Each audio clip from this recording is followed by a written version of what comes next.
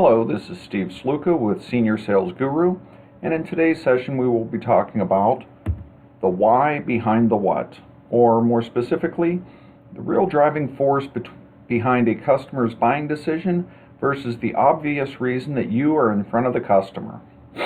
As I've discussed in previous videos, customers don't purchase because of logic or reason, rather they purchase because of emotion.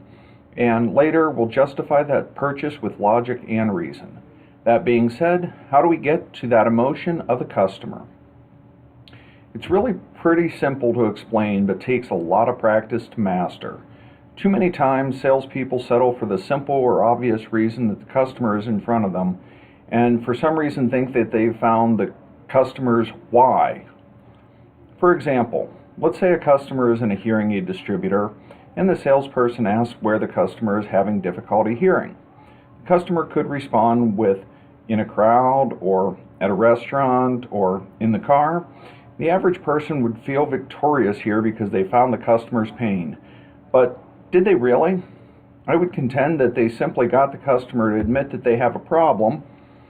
And sorry to break it to you, but your appointment setter could find this out. This goes back to emotion being stronger than logic in a buying decision.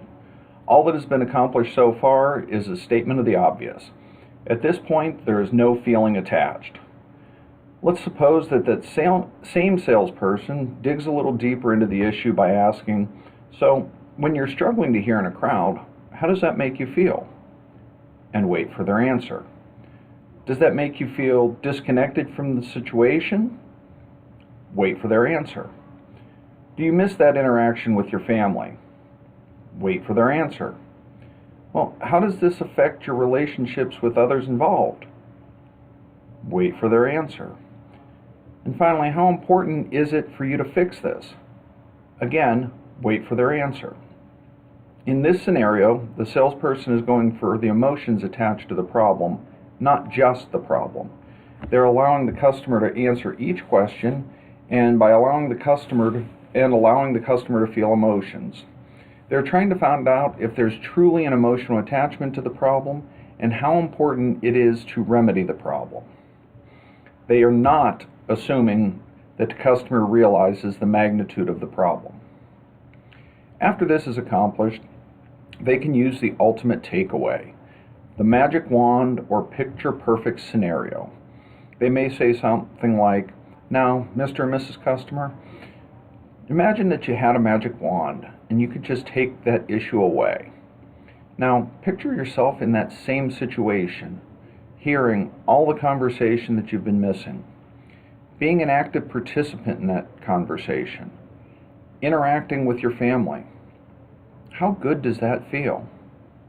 How important is it to you to get that feeling? In addition to attaching feeling or emotion to the obvious problem that a customer has, this line of deeper questioning does accomplish another huge selling step. It makes sure that you're selling based off what is important to the customer instead of trying to sell them on something that doesn't even matter to them. It's kind of like making sure you're digging in the right spot for treasure instead of picking a random spot and hoping that you're right.